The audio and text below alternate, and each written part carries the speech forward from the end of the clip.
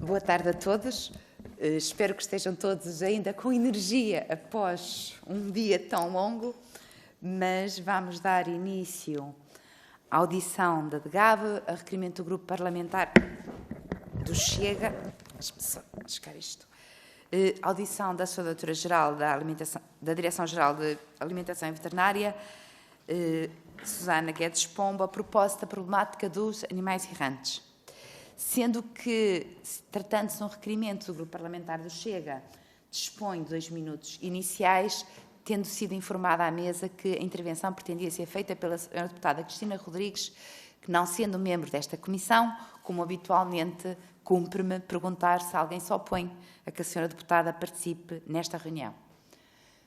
Sendo uma pergunta mais pro forma do que, na verdade, não costuma haver oposição, mas temos de cumprir o regimento. Portanto, Sra. Deputada, 2 minutos para a apresentação do requerimento. Sra. Deputada Cristina Rodrigues.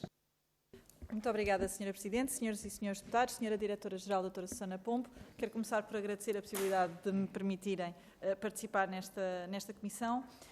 Relativamente aqui ao requerimento que nos ocupa, o Chega decidiu propor a audição da DGAV para podermos fazer um ponto de situação no que diz respeito às políticas de proteção e bem-estar animal.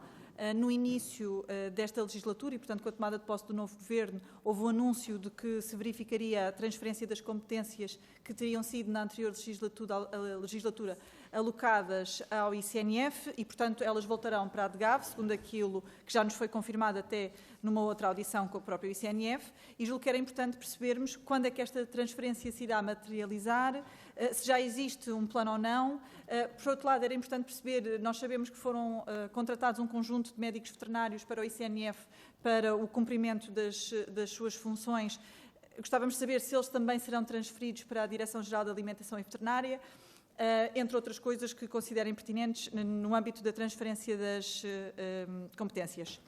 Por outro lado, também sabemos que esta instabilidade, não é, das competências saírem de um órgão para o outro e também a falta de meios que já reconhecemos também em ambos os órgãos, não ajudam propriamente na implementação das medidas que nós consideramos importantes para todo este processo e, de facto, gostaríamos de ter aqui uma garantia de que agora haverá mais alguma estabilidade.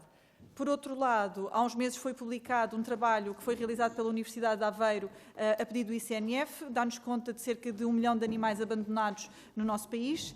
Este é um número que é avassalador e que espelha o falhanço das políticas de bem-estar animal e de controle de animais de companhia.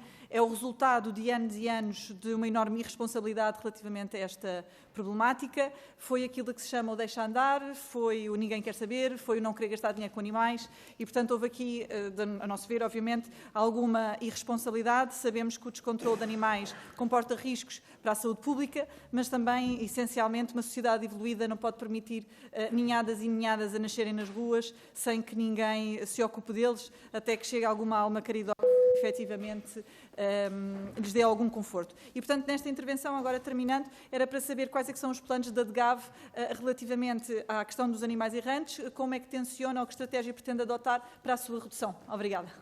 Obrigada, Sra. Deputada. Feita a apresentação inicial do requerimento, consoante, aliás, a grelha que vos foi entregue, disponho de 10 minutos para uma intervenção inicial e para as respostas que entenda agora dar necessárias e depois seguir-se-á a intervenção às rondas pelos partidos políticos, consoante grelha.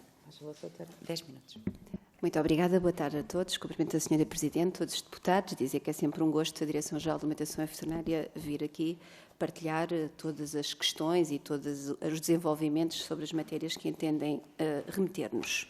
Neste caso, eu preparei um bocadinho enquadramento sobre o tema e, se não se importam, começava por aí.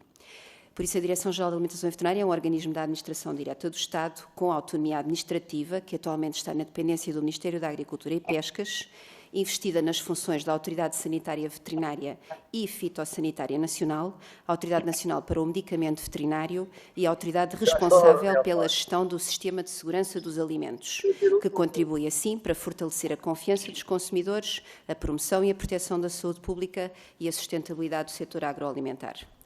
As primeiras políticas de saúde animal em Portugal remontam ao século XIX, inicialmente motivadas pela necessidade de prevenir e controlar zoonoses. A primeira política de saúde animal formalmente adotada em Portugal foi voltada para o controle e prevenção da raiva. A raiva era, na altura, uma preocupação crescente na Europa e Portugal não era exceção.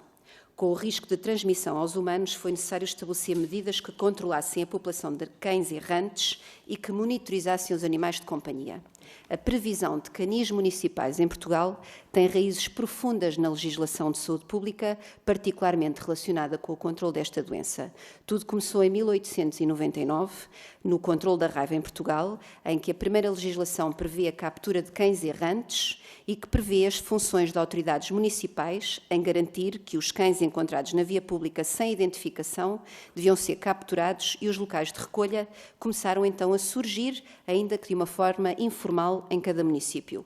Em 1927 sai um novo decreto-lei que consolida as normas relativas aos controlos de cães errantes e à prevenção da raiva, colocando aqui a obrigatoriedade de vacina, o licenciamento obrigatório de cães pelos seus proprietários e em que estabelece que os municípios são responsáveis por organizar serviços de captura de cães errantes e é neste diploma que se começa a formalizar a criação de serviços e de espaços específicos para alojar os animais capturados. Digamos que se foram os primeiros embriões dos canis municipais.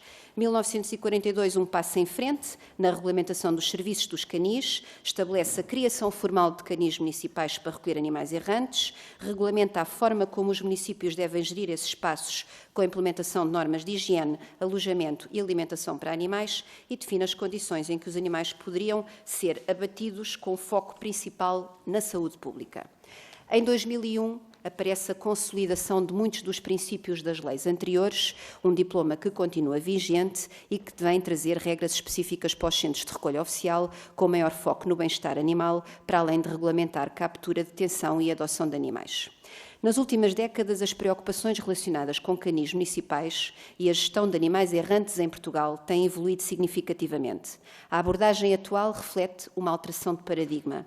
Deixou-se de falar apenas no foco de simples captura e controle sanitário para um foco mais direcionado ao bem-estar animal, à adoção responsável e à consciencialização pública. Estas preocupações refletiram-se nas políticas públicas que foram implementadas no nosso país. A legislação de 1995 vem estabelecer os direitos dos animais, nomeadamente o direito a ser tratado de forma digna, protegida de abusos e cuidados de acordo com as suas necessidades, mas voltando ao Decreto-Lei 276 de 2001, em que veio impor obrigações específicas para os centros de recolha oficial, em termos de padrões mínimos de alojamento, tratamento de animais e requer que os animais sejam alimentados, abrigados adequadamente e recebam cuidados veterinários regulares. Tenho que referir que um marco importante foi a mudança para uma política de abate zero em 2016, ou seja, a proibição do abate de animais errantes capturados, exceto em situações extremas por razões sanitárias ou sofrimento grave do animal. Esta mudança está naturalmente ligada a um movimento internacional da defesa dos animais e ao aumento da consciência pública sobre a adoção responsável. Esta legislação foi um avanço significativo no tratamento dos animais errantes, incentivando os municípios a investir mais em políticas de esterilização e campanhas de adoção. Os impactos, naturalmente, aconteceram e um dos impactos que se verificou foi a necessidade de aumentar a capacidade dos canis municipais e de melhorar as condições de vida dos animais, dado que estes agora permanecem por mais tempo nos centros de acolhimento. Incentivou campanhas de adoção, sensibilização para o abandono de animais e promoção de esterilização como forma eficaz de controle populacional. Com a proibição do abate, o foco das políticas públicas tem-se voltado para a esterilização como método de controle da população animal errante, em que o objetivo é reduzir o número de animais abandonados e controlar o crescimento populacional de uma forma ética e responsável.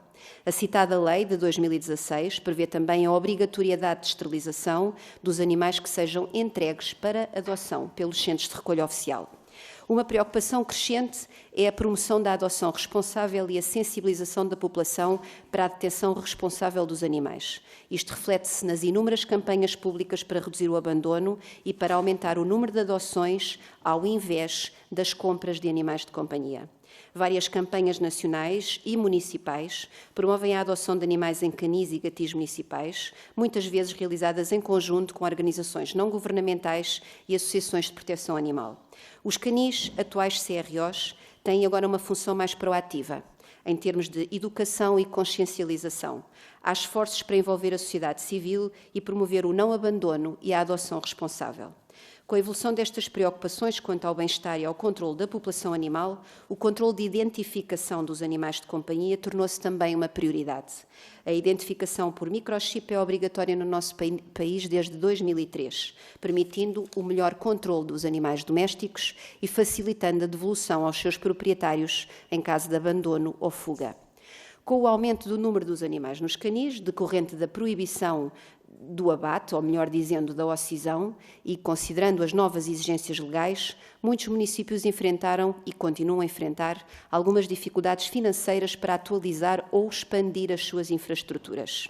A primeira grande iniciativa governamental para apoiar financeiramente os canis municipais aconteceu no nosso país em 2018, com a implementação dos programas de modernização e aumento da capacidade de CROs, bem como promoção de esterilização, naturalmente com o objetivo de aumentar a capacidade para acolher, para melhorar as condições de infraestrutura e de bem-estar animal e para implementar campanhas de esterilização para controlar a população de animais errantes de forma mais sustentável. Em 2018 foram apoiadas na altura 17 entidades, com perto de €1 milhão para a construção de modernização de CROs de animais de companhia. Destes 17, 14 eram municípios, 2 comunidades intermunicipais e uma associação de municípios. Um total de investimento elegível que ascendeu a €3.962.537,79. Desde esse ano, as políticas públicas têm continuado a reforçar verbas para o apoio aos CROs, especialmente face ao aumento de animais abandonados após a pandemia. Em setembro de 2021, ano em que a Direção-Geral da Alimentação e Veterinária deixa de ter competências nesta matéria, existia no nosso país um total de 116 CROs, 98 municipais e 18 intermunicipais. À data de hoje, temos 144 CROs, dos quais 123 são municipais e 21 são intermunicipais. Muito provavelmente, este aumento destas infraestruturas são também resultado da disponibilização de verbas públicas para o efeito. Até setembro de 2021, a Direção-Geral da Alimentação e Veterinária desenvolveu um conjunto de ações relativas à prevenção e controle de animais errantes, tendo em conta as suas competências em matéria de bem-estar, formação contínua a médicos regionais municipais e às autoridades policiais, campanhas de sensibilização, onde destaca de março de 2018, folhetos direcionados ao tema da detenção responsável, a preparação de um plano de promoção de controle à população de cães e gatos, várias ações adotadas, como seja a alteração do Decreto-Lei de Identificação Animal, as melhorias das bases de dados de identificação, que ainda hoje estão disponíveis, a participação da DGAV na elaboração do proposta de referencial de bem-estar animal pela Direção-Geral da Educação, a elaboração de um inquérito aos CROs sobre o funcionamento das infraestruturas, entre outras situações. E terminamos o nosso desempenho nesta matéria com a participação no Grupo de Trabalho para o Bem-Estar Animal, composto por representantes da DGAV, da Associação Nacional de Municípios Portugueses, da Procuradoria-Geral da República, da Ordem dos Médicos Veterinários e da Liga Portuguesa dos Direitos do Animal, com a entrega do relatório à tutela em dezembro de 2020. Atualmente, e considerando que a DGAV é uma autoridade enquadrada no Plano Nacional de Emergência e faz parte do Sistema de Gestão Integrada de Fogos Rurais no território continental, tem continuado a procurar dinamizar ações e trabalhar em coordenação com a ANPC. Recentemente, em face da situação crítica que se viveu na passada semana nos incêndios que afetaram determinadas regiões do nosso país, preparou-se as recomendações para a operacionalização de resposta à proteção de animais domésticos, onde estavam procedimentos de atuação direcionados aos municípios numa situação que envolve rastreamento de explorações, de estabelecimentos, de instalações para animais, de recursos necessários em termos de evacuação, manutenção e tratamento. Recomendações divulgadas, acompanhadas das respectivas listas de estabelecimentos, transportadores, centros de atendimento médico-veterinário, entre outros. Criou-se uma linha de apoio aos cidadãos que funcionou durante 24 horas por dia. Participámos em vários exercícios efetuados pela ANPC e pelo Exército no âmbito de respostas a calamidades e Portugal, importa referir que, em conjunto com a Irlanda, continua a representar os temas do bem-estar animal, nomeadamente no Comitê Consultivo da Plataforma do Bem-Estar da Europa, na Organização Mundial de Saúde Animal, em que, no âmbito deste comitê, continuamos a desenvolver uma resposta adequada à emergência. Neste contexto, decorreu em Lisboa, neste ano, um workshop organizado pela Organização Mundial de Saúde Animal, em que, naturalmente, a DGAV teve a oportunidade de convidar quer o ICNF, quer a ANPC está presente. Atualmente, os desafios do bem-estar dos animais de companhia são outros, para além dos animais errantes, em que a DGAV continua a fazer face todos os dias.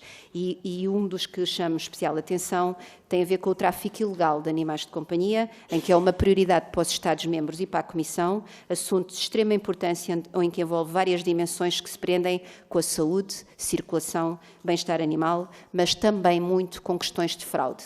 Por este motivo, várias têm sido as iniciativas da Comissão, em que estão criados grupos de trabalho específico, realizadas com reuniões com os Estados-membros, em que nós estamos presentes. Mais recentemente, desenvolvida a rede de alerta RASF, uma plataforma específica PET Fraude, onde os Estados-membros podem notificar todas as não-conformidades que envolvem a circulação e bem-estar dos animais de companhia, enquanto atualmente mais de 90% destas notificações dizem respeito a problemas de circulação e a incumprimento de requisitos de documentação, vacinação e de certificação. Paralelamente, discutiu-se o novo Regulamento dos Animais de Companhia. Será a primeira vez que no espaço dos 27 haverá uma norma aplicável por todos os Estados-membros de igual maneira e, por isso, quero apenas terminar referindo que as preocupações atuais refletem uma mudança do foco de uma abordagem que era puramente sanitária e de controle da raiva para uma que valoriza o bem-estar animal, a adoção responsável e o controle populacional ético. As reformas legislativas têm procurado implementar uma cultura de respeito pelos animais, promovendo a esterilização, a adoção, a proibição de abate, com vista a uma sociedade mais consciente e comprometida com o cuidado responsável dos seus animais de companhia. Muito obrigada, Sr. Presidente. Obrigada. Como viram, senhores e senhores deputados, o tempo foi bastante ultrapassado, mas parece-me que era importante permitir também que se viesse e tivesse o tempo de prestar os esclarecimentos de que necessitava. E, portanto, agora passaríamos aos grupos parlamentares, começando pelo grupo parlamentar do PSD, que dispõe de 6 minutos, Sra. Deputada Sónia dos Reis. Faz favor. Muito obrigada, Sra. Presidente. Cumprimentar os deputados presentes e cumprimentar também os representantes da Direção-Geral da Agricultura e Veterinária, agradecer a presença, nomeadamente da Sra. Diretora-Geral, Susana Guedes Pombo. Ora bem, nós queríamos também começar por congratular as equipas pelos esforços que realizam diariamente no sentido de executar as tarefas com todas as possíveis limitações existentes e às quais o grupo parlamentar do PSD está atento e com certeza que iremos conversar mais vezes relativamente a esse assunto.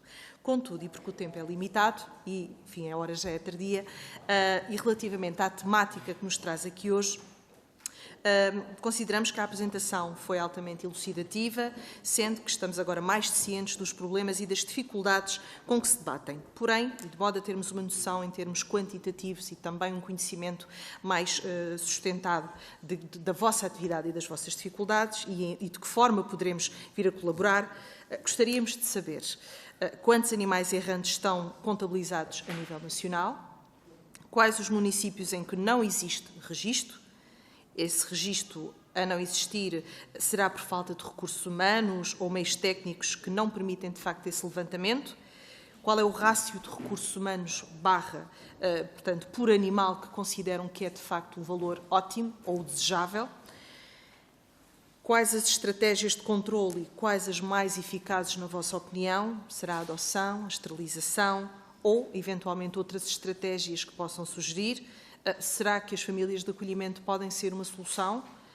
Em que consiste o papel da DGAV em matéria de animais de companhia? Qual a sua relevância, qual a sua importância, mas também qual é o papel do ICNF nessa matéria? E, finalmente, de que forma se pode ultrapassar problemas aqui partilhados ou eventuais constrangimentos que considerem que possam vir a ser levantados ou criados no futuro? Muito obrigada.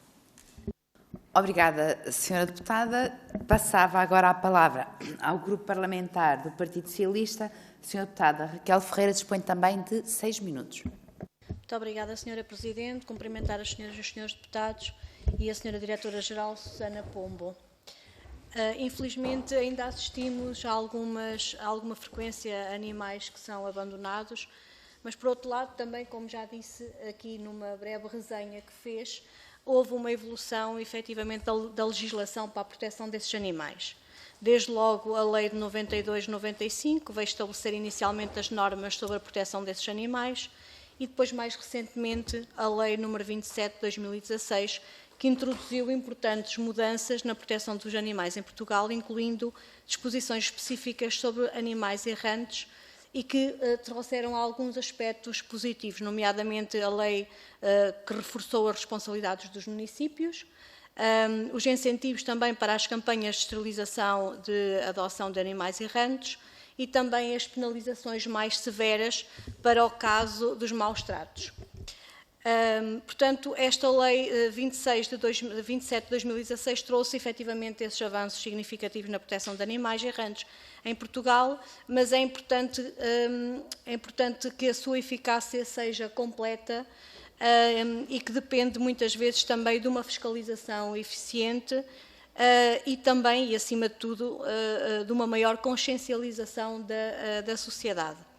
E, portanto, chegada aqui, há duas questões que lhe gostava de questionar, que é, a primeira, se denota existirem ainda lacunas ao nível da implementação adequada desta lei e da fiscalização nos municípios.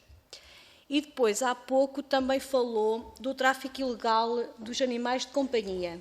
Eu gostaria, se possível, que desenvolvesse um bocadinho mais.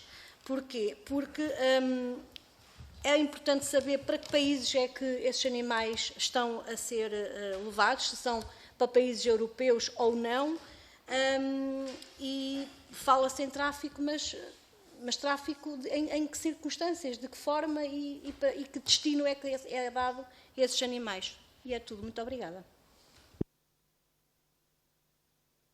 Obrigada, Sra. Deputada. Passamos ao Grupo Parlamentar do Chega, que dispõe de 5 minutos. Sra. Deputada Cristina Rodrigues. Muito obrigada, Sra. Presidente. Eu queria começar agora esta intervenção por mencionar o cenário desolador que foi ver alguns animais acorrentados, carbonizados, agora na sequência dos incêndios, e que deixam bem evidente que as pessoas ainda não sabem como reagir em situação de catástrofe ou de emergência relativamente aos animais que têm a seu cargo e, por outro lado, também nos remete para a discussão sobre o acorrentamento permanente de animais. Mas passando para o tema em discussão, atendendo a que as competências relativas ao bem-estar dos animais são partilhadas entre a DGAV, mas também os municípios, que têm aqui um papel fundamental, atendendo a que a DGAV é a entidade fiscalizadora e também a autoridade nesta matéria, o que eu gostava de lhe perguntar é que acompanhamento é que a DGAV faz concretamente junto dos municípios quanto às suas obrigações. Isto porque temos conhecimento de municípios que não têm médico veterinário municipal, não têm programas de captura, esterilização e devolução dos gatos, não têm centros de recolha oficial. Aliás, se nos indicou que existem 144 centros de recolha oficial, significa que ainda existe uma boa parte do país que não tem. Outras até têm, mas não divulgam os animais recolhidos, não promovem as adoções, não têm horário de abertura ao público, não têm protocolos com associações de proteção animal e, resumidamente, não fazem nada pelo controle da população animal. Também temos conhecimento de casos em que realmente há centros de recolha intermunicipais. Sabemos que têm uma capacidade insuficiente face às suas necessidades. Em alguns casos também, porque como são intermunicipais, acabam por estar muito distantes de algumas das populações que servem, e isso acaba por também afastar as pessoas das potenciais adoções e, portanto, também não me parece a melhor prática, tendo em conta que aquilo que pretendemos é que estes animais sejam recolhidos, tratados, adotados novamente e que deem oportunidade depois de outros animais serem acudidos. E, por exemplo, nós temos aqui uma evidência, vem nos relatórios, desde a altura em que era a DGAV que fazia o relatório no âmbito da Lei 27 de 2016 e depois do ICNF, que há municípios que nem sequer se dão ao trabalho de responder à entidade competente. Portanto, não dizem quantos animais recolheram, quantos animais esterilizaram, quantos animais eutanasiaram, e, portanto, parece que há aqui um total desprezo pela aplicação da lei e, por outro lado, deixa a dúvida se efetivamente têm algum tipo de política relativamente a esta matéria.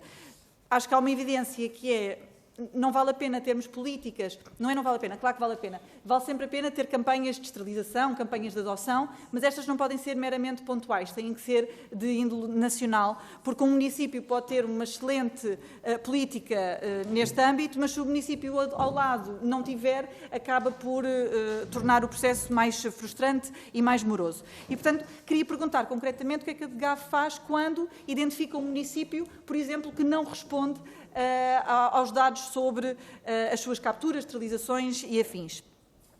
Para além da esterilização, que obviamente é das medidas mais eficientes e urgentes que precisamos tomar, a identificação de animais de companhia também nos parece muito importante. Desde 2019 que está contemplada a obrigatoriedade de identificação também de gatos. No entanto, o estudo que eu mencionei anteriormente da Universidade de Aveiro, daquele 1 milhão de animais errantes, cerca de 800 mil são gatos, ou seja, demonstra aqui uma especial preocupação com eles.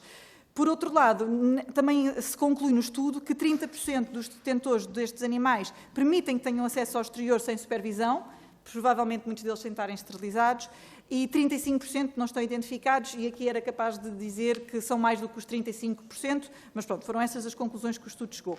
E, portanto, gostava de saber o que é que a DGAV está a fazer relativamente à identificação dos animais de companhia, relativamente a esta fiscalização. Por outro lado, temos a questão dos detentores que pretendem esterilizar os animais, mas simplesmente não têm capacidade económica para o efeito. Sabemos que já houve verbas nos orçamentos de Estado destinadas a apoiar os municípios para que estes apoiem também estas famílias. No entanto, se temos municípios que não colaboram, torna-se mais difícil a sua concretização. E, portanto, também temos conhecimento que a própria Ordem dos Médicos Veterinários disponibiliza o cheque veterinário, precisa, no entanto, daqui, uma vez mais, articulação com os municípios, e temos conhecimento que a adesão tem sido fraca, o que revela, uma vez mais, alguma falta de interesse por parte de alguns. E, portanto, tem sido falado recorrentemente que é preciso sensibilizar os cidadãos, estamos absolutamente de acordo, é preciso sensibilizá-los, mas também é preciso que o Estado dê o exemplo. E, portanto, deve haver aqui um trabalho de proximidade com os municípios, uma aposta na prevenção de nascimentos e também na prevenção do abandono. E, portanto, no fundo, queria que nos explicasse qual é que tem sido o papel da DGAV especificamente sobre este ponto. Muito obrigada. Obrigada, Sra. Deputada. Sra. Deputada Inês Sousa Real solicitou à mesa, portanto, dispõe de 1 minuto. Muito obrigada, Sra. Presidente, e desde já agradeço a compreensão. Eu irei procurar respeitar, como é evidente, esse tempo. Cumprimento também a Sra. Diretora, bem como a Sra. Coordenadora. Há aqui também uma preocupação, pois, para além da partilha com as autarquias locais, neste momento há também uma partilha de competências com as CCDRs. Já tivemos no passado a prescrição de vários processos por contornação, o que também leva à questão da apreensão dos animais, e gostaríamos de perceber como é que esta articulação está a ser feita relativamente ao destino dos animais detidos e apreendidos. Antes de termos a Lei 27 de 2016, estimava-se que mais de 200 mil animais eram abatidos ao ano nos canis municipais, falávamos de animais saudáveis, o que em 5 anos atingia o número de 1 milhão de animais, que é o número que também que o censo veio, de alguma forma, estimar que existia de animais errantes em Portugal. É fundamental que haja anualmente, e gostaríamos de perceber qual a perspectiva da DGAV em relação ao tempo adequado da publicação dos avisos para o apoio às autarquias locais, às associações, mas também para a implementação de programas como a Campanha Nacional de Esterilização e o Hospital Público Veterinário, a par de outras políticas como a descida do IVA, e qual é que é a vossa percepção também do apoio que isto pode constituir para as famílias e associações, porque o abandono também tem muitas das vezes ou radica em fenómenos socioeconómicos mais empobrecidos. Gostaríamos também de perceber, em matéria de recursos humanos, tendo em conta que se fala destas competências, e vou mesmo concluir, Sra. Presidente, o que é que seria então necessário para assegurar a fiscalização, a sensibilização e a própria formação, que são políticas que têm vindo a ser perseguidas pelo ICNF e que agora provavelmente estarão cometidas na DGAV. Obrigada, Sra. Deputada. Fim de tantas questões que foram aqui colocadas pelos grupos parlamentares, a Sra. Diretora-Geral dispõe novamente 10 minutos, um bocadinho com aquela flexibilidade que temos na fase inicial, para que tenha a oportunidade de responder. Tem a palavra. Sim, flexibilidade essa que eu desde já agradeço, não ter conseguido partilhar convosco. Bom, então há aqui uma questão que eu queria muito frisar. Em 2021, quando a DGAV deixou de ter competências na matéria do bem-estar dos animais de companhia, significa exatamente que a política de gestão dos animais errantes, a DGAV não faz parte da definição dessa estratégia. Por isso, um grande conjunto de questões que colocaram estão respondidas desde 2021. Nós colaboramos ativamente na preparação do relatório que resulta da Lei de 2016. O ICNF pede-nos informação que resulta da nossa campanha anual de vacinação antirrábica, que, como sabem, quando o Diretor-Geral define em despacho que aquele ano a vacinação vai ser feita por campanha. Um parênteses, a vacinação antirrábica é obrigatória em Portugal, qualquer médico veterinário a pode aplicar, mas continua a ser identificada como uma necessidade de política pública, que ela também seja efetuada em modo de campanha. Exatamente porque existem muitas populações rurais, que muitas das vezes com maior dificuldade de acesso a um centro de atendimento médico-veterinário, e por isso continua a ser feita em modo de campanha pelos médicos veterinários municipais, quando eles não existam, pelos médicos veterinários municipais dos concelhos limítrofes, e quando esses também não existam ou estejam impedidos por outros médicos veterinários assim designados para o efeito. Resultado dessa campanha de vacinação antirrábica, temos naturalmente o número de animais que são vacinados e que contribuem para a preparação do relatório que anualmente sai.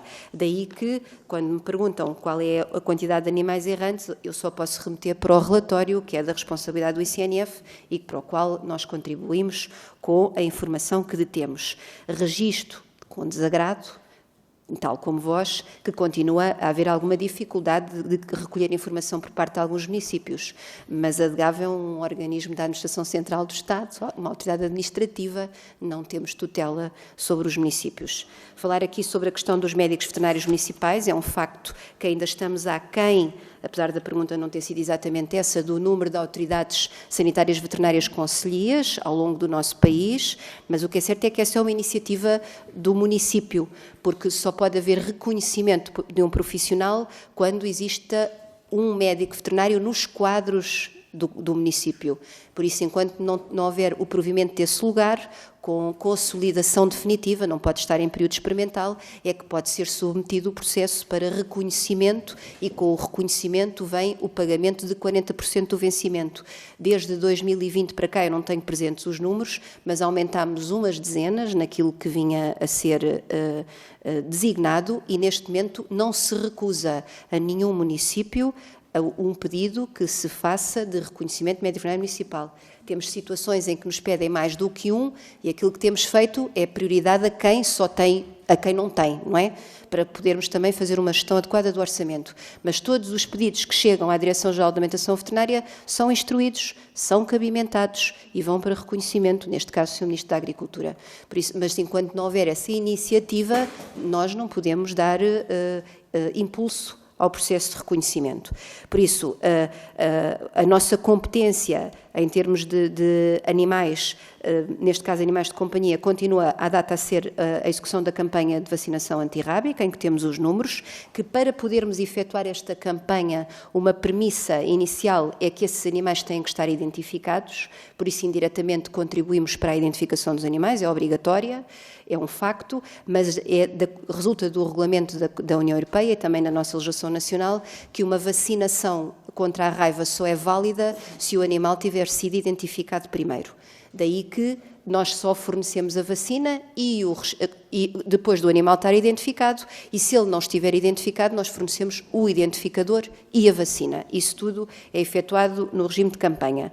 Por isso não sei falar sobre o programa SED, nem sobre a política que cada município efetua relativamente aos animais errantes, mas de todo modo vejo muito positivo o aumento de centros de recolha oficial. É certo que estes números não se podem ler diretamente, porque muitos deles são associações de municípios, e por isso pode querer dizer que há mais municípios agregados, não é? Por isso não se pode fazer uma leitura assim tão simplista, mas eu acho que em 3 anos, com este grande aumento, porque houve um grande aumento de reforço financeiro, eu acho que o país, incluindo os municípios, fizeram um grande esforço no desenvolvimento destas infraestruturas. E folgo em saber que houve um projeto que fez um estudo sobre a estimativa de número de animais errantes. Isso é muito positivo, costuma-se dizer para gerir é preciso medir, e cá está, temos um pontapé de saída para conseguir aplicar uma política pública adequada. Agora, já referi que a identificação é matéria do ICNF, e por isso a nossa questão da identificação prende-se, para além da campanha de vacinação antirrábica, naturalmente para todos os documentos de circulação entre países que a DGAV emite. Não há nenhum passaporte nem nenhum certificado sanitário que seja emitido para um animal que não esteja previamente identificado. É o nosso papel na identificação, é essa, por isso também não deixa de ser de fiscalização, porque se tem que verificar se os animais estão identificados ou não. Existem algumas situações de fraude, sim, porque existem até situações que são identificadas por nós e que depois são reportadas a outros países e que são reportadas ao Ministério Público, e temos situações em que conseguimos identificar no momento do certificado, ou até pela quantidade dos animais, ou porque os identificadores não parecem fazer sentido os números, ou porque os boletins analíticos também e essas investigações têm resultado na identificação de algumas situações de fraude e de crime. Naturalmente, quando há falsificação é sempre crime.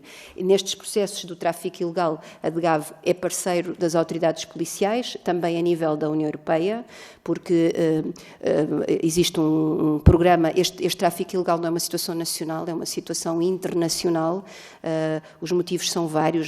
Eu costumo dizer que também aqui é preciso informar muito, porque se não houvesse quem compre, também não haveria pessoas a vender, não é? E por isso preços mais acessíveis levam a que as pessoas adquiram animais que muitas das vezes, para além das questões de bem-estar animal, de extrema relevância, também não têm condições de saúde, daí tantas queixas que aparecem de animais que morrem mal, são adquiridos. Pronto, a grande maioria dessas situações são processos de tráfico ilegal, não é? Nós monitorizamos os números, todos esses números são naturalmente partilhados com as autoridades policiais, e porque a investigação crime não é da nossa competência, mas partilhamos a informação, sempre que nos é solicitada nós também a divulgamos às autoridades policiais, e só neste processo de partilha de informação é que se consegue ter resultados mais eficazes e que eu acho que devem ser publicitados, porque também uma publicitação leva a que haja redução deste tipo de comportamentos. De todo modo, é um crime com muito retorno financeiro para quem o pratica, não é? Pronto. Esta leva, quando há pouco me dizia que tipo de políticas podem ser implementadas, com certeza que a política de adoção e a política de esterilização não deve nunca ser abandonada. São duas chaves para um dia virmos a ter um sucesso. Mas eu também identificaria muito a questão da educação, não é? Da sensibilização.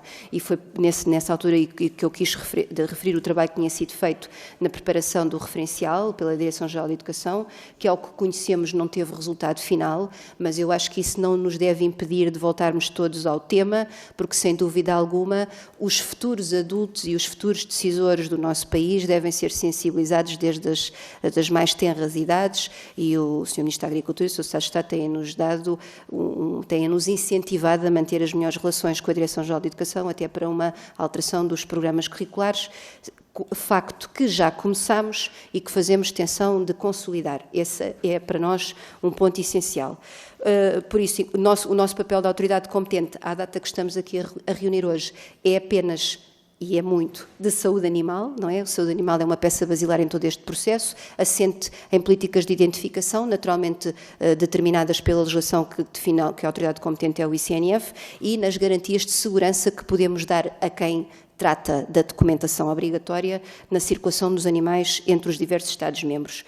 Quanto à questão da transferência de competências, naturalmente que é uma decisão política, que a Direção-Geral da Alimentação e Veterinária fará sempre o melhor uso dessa determinação. Naturalmente que uma peça essencial neste processo é a adequada transferência de recursos humanos e a adequada transferência financeira, porque todos aqui acho que concordamos que voltar ao cenário de 2020, em que a DGAV na altura não transferiu nenhum recurso humano ao ICNF porque não tínhamos nenhuma pessoa dedicada. Agora, é saudável, é bom, é positivo ver que existe uma equipa dedicada.